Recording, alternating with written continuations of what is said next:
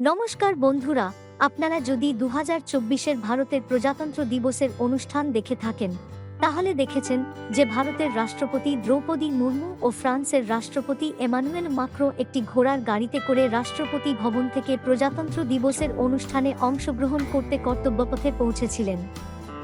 ভারতের রাষ্ট্রপতিকে বহনকারী ঘোড়ার গাড়িটিকে বাগ্গি বলা হয়। এটি একটি ৪ চাকার খোলা গাড়ি যা সাধারণত ৬টি ঘোড়া দ্বারা টানা হয়। গাড়িটির কাঠামোটি কাঠের তৈরি এবং লাল রঙে রং করা। গাড়িটিতে অশোক চক্র এমবেড করা রয়েছে। গাড়ির সামনে একটি সোনার মোড়া রিম রয়েছে এবং গাড়ির ভিতরে একটি আরামদায়ক আসন রয়েছে। আজকের ভিডিওতে আমরা জানব এই ঘোড়ার গাড়িটির সম্বন্ধে কিছু মজাদার তথ্য। ভিডিওটি সম্পূর্ণ দেখবেন।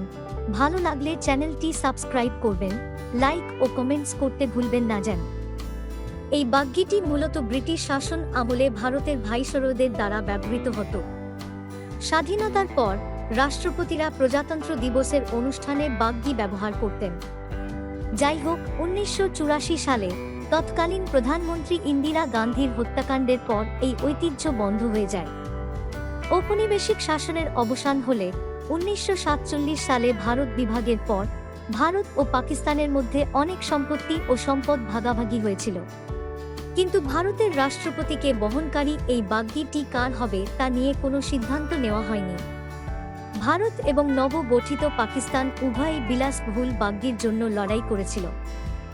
ভারত ও পাকিস্তান উভয়ই বাগ্গিটি দাবি করে।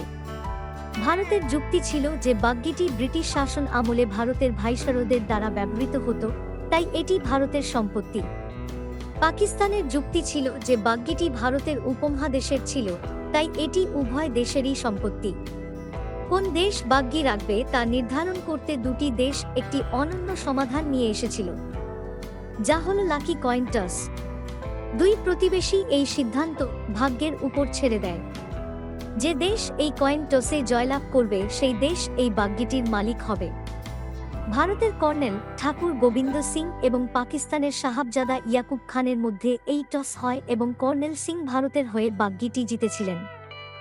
১৯১৪ সালে তৎকালীন রাষ্ট্রপতি প্রণব মুখোপাধ্যায় বিটিং রিট্রিট অনুষ্ঠানে বাগ্গি ব্যবহার করেছিলেন এবং ২০২৪ সালে রাষ্ট্রপতি দ্রৌপদী মুর্মু ৭৫তম প্রজাতন্ত্র দিবসে বাগ্গি ব্যবহার করেছিলেন।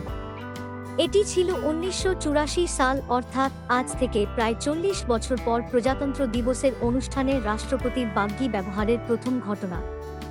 এই ভিডিওটি ভালো লাগলে অবশ্যই আমাদের চ্যানেলটি সাবস্ক্রাইব করুন ও ভিডিওটি লাইক করুন, কমেন্টস করুন। ধন্যবাদ।